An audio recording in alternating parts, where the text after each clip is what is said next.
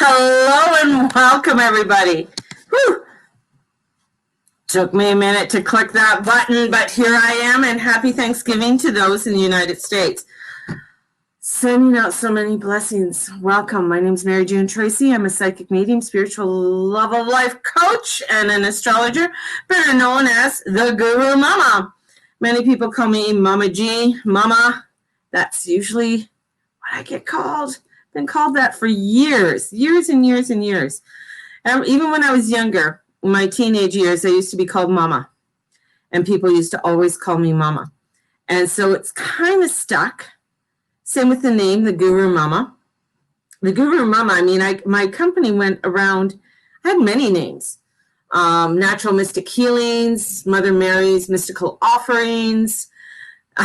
So I had many different names for my company, and I was really trying to figure out something for my company. What would be a good name for my company and for me, and bringing in that new persona. And it was my youngest son, Owen, my lovely little Libra with a Taurus moon, said, why not the Guru Mama? And I thought, oh, and it took me a little bit because of the word guru and stepping into that word guru. What is a guru? And you hear everybody saying, you know, I'm not your guru, be your own guru, and things along that line. So I was really didn't want to step on toes. Didn't want to step on like, having that guru name. But he said to me, and he goes, but you're a mom, you know everything. Gotta love kids. So I said, don't forget that. So the Guru Mama came in. And so I took on the name, the Guru Mama. And stepping into that energy was stepping into the energy of the teacher, stepping into the energy of saying to myself, I certify myself as this. I am this. This is who I am. I know who I am. And as I step into that energy, and I've been doing, and I mean, you gotta love Facebook because they pull things up, right, that you've done. I've been doing videos for, I would say, off and on for 9 years. I've been doing them full time for over 6 years. 6 years plus. I've been doing live videos of stepping into this every single day. I wanted to do it earlier, but I just couldn't figure out the computer shit with it. But as time went on, it became easier and easier and easier.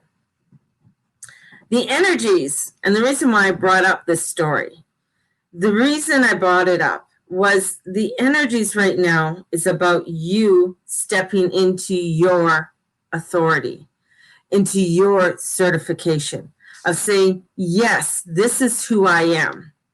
This is, and look at yourself in the eye, look at people in the eye and say, yes, I am the Guru Mama.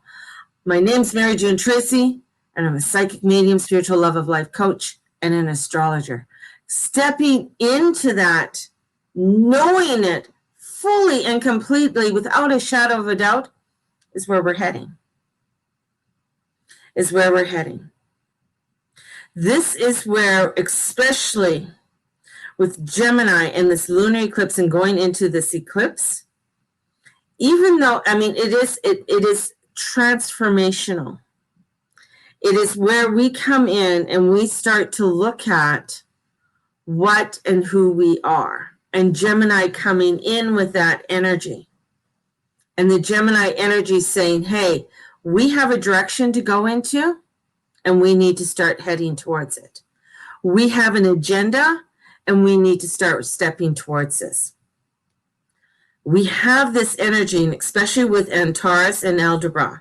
Algebra is Archangel Michael, the gateway of truth, and Taurus is that big red sacral energy in Scorpio. Coming in and saying, hey, we got stuff to do. We have, and Aldebaran is actually, it's moved into Sagittarius, so they're opposite each other. This battle, and Taurus or Aldebaran is like in, if I'm correct, I'm going to pull up my chart. So yeah, Aldebaran is in Gemini with the Pleiadians. So we have this energy that is with the Pleiadians, opening this up, opening this energy up for us with this full moon lunar eclipse. So this opening is coming in. And this opening that's coming in is allowing us to have that of our truth and our connection. And with Uranus and Taurus, that is going to make an opposition to Venus, this is really stepping into our own truth. And the ruler of Gemini is Mercury, and Mercury is the one who wants to know things. Going back to January 12th, Mercury was there. Mercury sees both sides. It's mercurial. It wants to see both sides. It doesn't judge either side. Mercury goes in and out. It can go down into hell and come back. And it can go back and forth. It can go and travel between realms. That's what Hermes does. He comes in and he just shows you this is what it is. So when he was with that conjunction with with Saturn and Pluto, it was a time of saying, here's the energies. Are you ready? Are you ready for the transformation and change? Are you ready to start into something new? Are you going to put away what no longer serves you? And we're coming and we're fast forwarding, we're whirring to now, as we are on today, and the moon is at the end of Aries. And as the moon is coming to the end of Aries, it is making some crazy aspects there. So it's coming in and it's starting to, I'm just pulling up my chart here. So as it's coming in and making these aspects, the moon is squaring off all the bad boys. The moon is squaring off Jupiter, Pluto, and Saturn, is because he's at the last degree and he's looking down and he's squaring off the Mafia brothers. And he's saying, are you standing in your power? What are you doing? The force, it's like, it sounds like Star Wars. The force is with you. Mars is direct. This is the only time we're going to see in our lifetime Mars in Aries for this long. This is transformational of having us to go forward, having the energy to say, yeah, this is where I want to go. This is what I need to do. And stepping into that power and knowing that we have this energetic field above us with Archangel Michael, all the heavenly angels, your divine, your God, this beautiful energy of Christ consciousness coming down and being at our back and saying, hey, what is it that you are telling yourself? What is that story? Because we're here to back you. If you certify yourself and say, hey, you know what? I'm a fucking lovable, unfuckable woman or man, then you're certifying and stepping into that power. If you step into that power and say, I'm a rockin' Reiki master and I'm going to go out there and this is what I'm doing, then you're a rockin' Reiki master stepping out into that power and saying that's what you're going to do. That's the energy that you want to start to bring in, right? But the thing is, you got to look yourself in the eye and say it. You got to look yourself and say, that's who I am.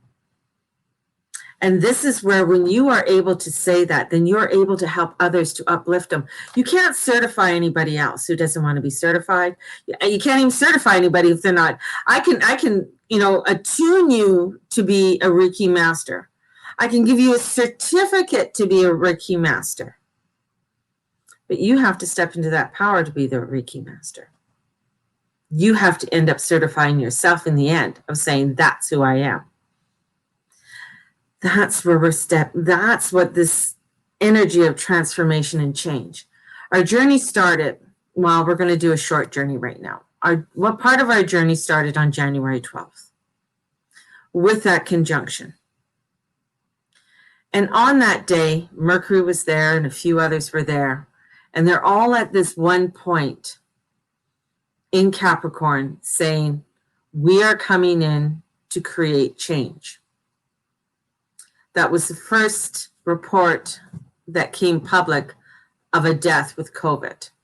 That was the first acknowledgement that COVID-19 was around and the plague was, or if you plague or not plague, I don't give a shit, that the energy was there. That was the starting of the transformation and change. And we have these Mafia brothers that were in Capricorn that have played this dance from Jupiter conjuncting Pluto 3 times, which we don't usually get in a year, coming in and doing this dance. We've had 2 eclipses with Cancer. Because the nodes changed into Gemini and Sagittarius. So they're just at that little weird end with that new moon energy. So Cancer energy, that mother energy coming in and getting us to really step into and loving ourselves. And taking, and it's a cardinal, taking action with it. As it moved into that North Node, moving into that Gemini.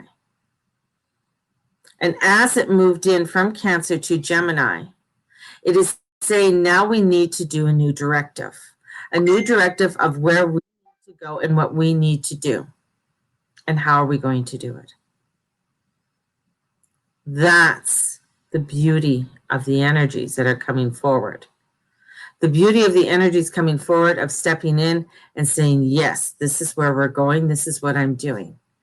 This year has brought us through a transition. To this day, as we're heading into the weekend, and we're heading into where today's the American Thanksgiving. We're heading into the time where people get, Black Friday, all of this energy coming in to create and wanting to be, the Christmas season, the Yule season, however you want to explain it. This is where we have to come into our deep connection and witness our own clutter and our noise. To come into that clutter and noise. And there's a beautiful story that was given to me by an astrologer. Where can I find it? Let's see, I had it up earlier. And this beautiful astrologer, I have taken classes from Donna before. And this is why, and I'm just going to highlight the Jupiter, and one of the reasons why Jupiter is, why Thanksgiving? I know for many of you who are Canadian, you're just like, well, it's not Thanksgiving for us, but it's understanding why Thanksgiving is on the day it is in the United States. It gives you just a new perspective of the whole energy of it. Because Thursday is not only Thor Day, it's also Jupiter's Day. So this is the largest energy. And the moon is squaring Mr. Jupiter today too. So whenever someone helps us find astrologically based symbols, language, transit, traditions hidden in plain sight, I love it because it's there. Because one of the astrology's greatest gifts is the potential it has to unify us in something bigger. We are all living under the same sky, and Thanksgiving is actually a Jupiter-inspired celebration, and it goes beyond geographic boundaries and is something we can all participate in. So number 1, it is the timing. The American Thanksgiving correlates with many cultures' harvest festivals, but most of these harvest celebrations correlate with the end of the growing season, as people bring the abundance of their growing season to the table to enjoy. So why is the American Thanksgiving celebrated in November? Why not correlate it with the end of the growing season and for colonial Americans, which would have been at the beginning of October? And why celebrate it on a Thursday and not a Tuesday or a Saturday or a Sunday? Or, you know, so if you've studied astrology, you probably already know that every day of the week is correlated with a planet.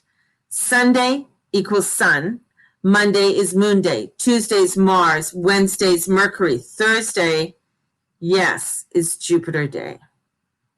And why the fourth Sunday or fourth Thursday of November? Because celebrating Thanksgiving on the fourth Thursday allows it to know that the sun is going to be in Sagittarius.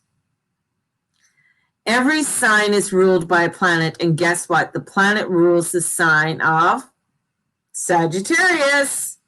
And you know, and could this be a coincidence? But let's explore a little bit more. Okay, so there was a proclamation made by Lincoln, and he used the proclamation that the fourth Thursday of November as an actual holiday.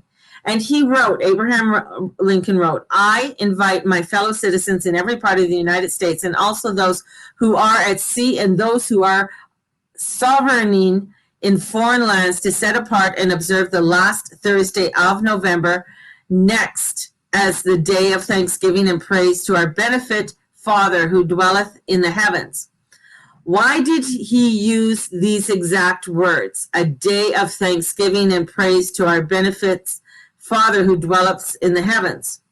The name Jupiter is a Latinized version of Deus and Paters, which translates into Sky Father or Godfather. In astrology, he is called the Great Benefit, a god of wealth and abundance and gratitude.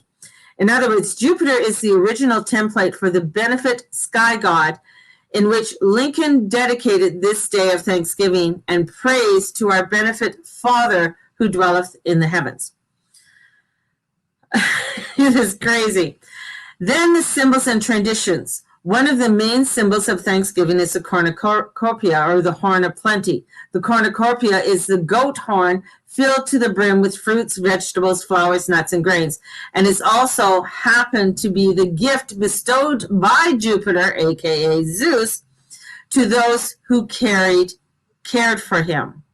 Jupiter's color in the Indian astrology is saffron yellow, one of the official colors for Thanksgiving, and the herbs and the aromatic smells of Thanksgiving, cinnamon, cloves, nutmeg, sage, chestnut, and maple, are also associated with the planet Jupiter. Also, the planets have associated with crystals and herbs and plants. So everything that helps us feel uplifted and united with something larger than ourselves is the Jupiter domain. How crazy is that? Isn't that fucking awesome? So when you look at this day of why it is, and we look at this expansion, and this is what Jupiter is doing, plus, you know, for us today, with that moon squaring Jupiter, it's a square. So what have you put in that square that you need to take away so you can understand how grateful you need to be as we are moving towards this full moon lunar eclipse?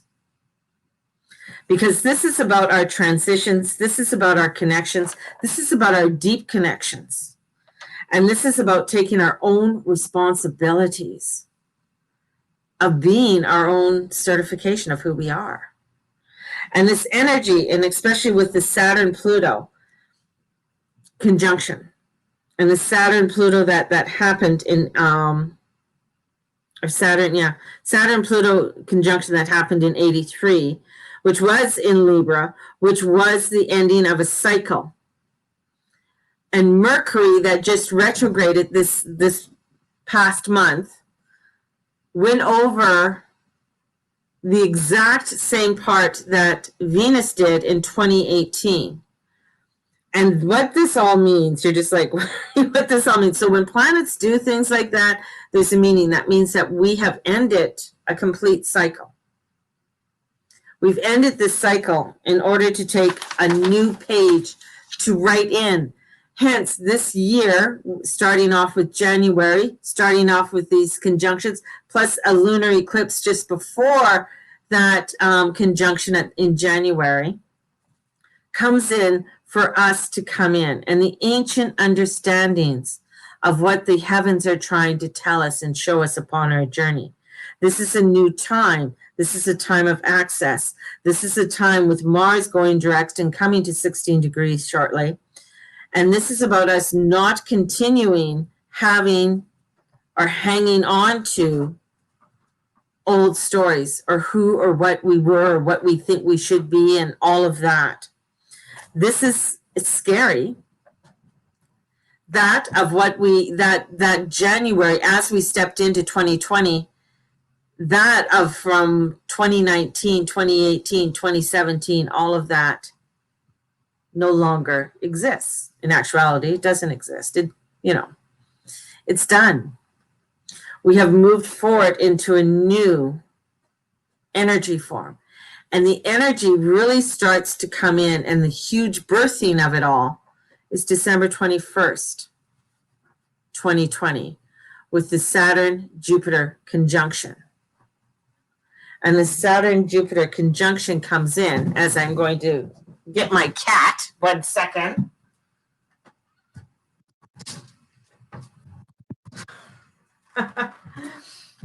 This conjunction that comes in, this energy that comes in, is bringing this transformation and change.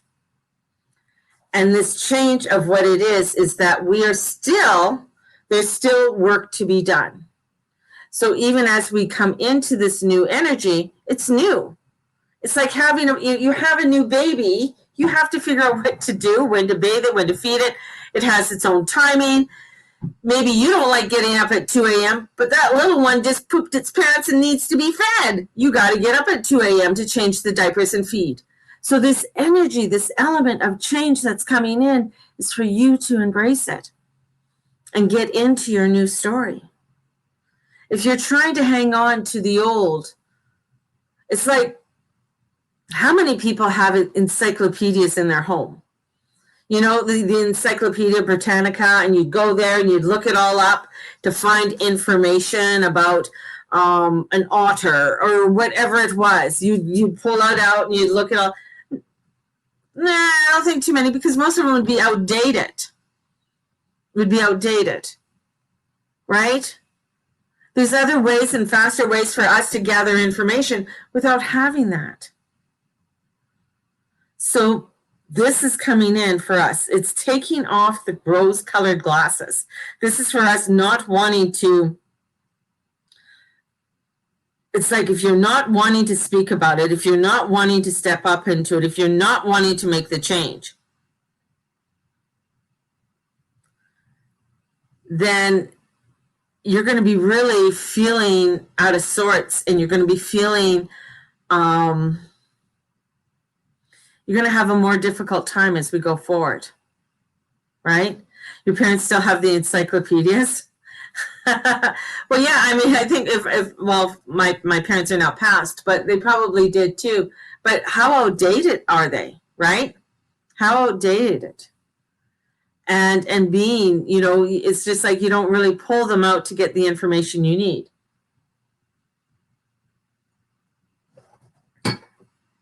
And this is where, for us, it is to certify our own selves, and especially with that Uranus and Taurus.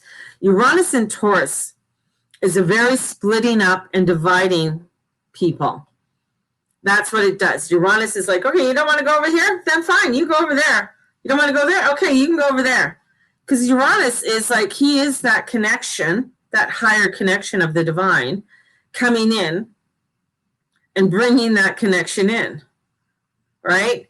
And having that Chiron, that bridge between Saturn and Uranus, is coming in to saying, what do you want to bring into your world that you have healed, that you've allowed, or that you have looked at, in order for you to allow yourself to have that fuller connection to the divine.